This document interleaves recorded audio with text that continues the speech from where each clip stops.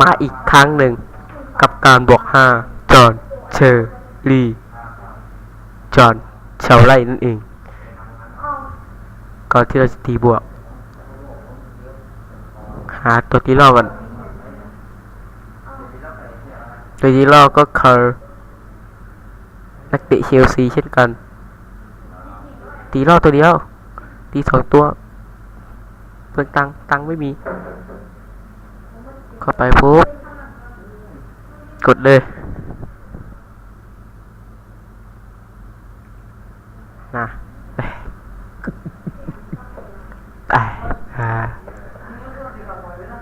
แล้วเราก็กดทีมมาที่ระดับเอาเยอะเป็นทีมไก่นะฮะบวก5มี4ตัวผมรักในเชลซีกดค้างไว้รอมันหมุน1ครั้งมาเข้าไปปุ๊บใช้สูตรเพื่อนครับ1 2 3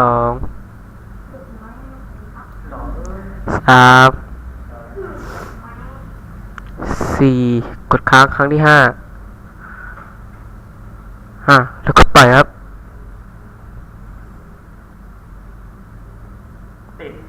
โอ้โหนะติดบวก5แคปเชอร์ไว้ก่อนนะคนละอันแคปเชอร์นะฮะติดบวก5อีกแล้วนะฮะโอเควันนี้เราติดมีอีก1ตัวแล้ววันนี้เราติด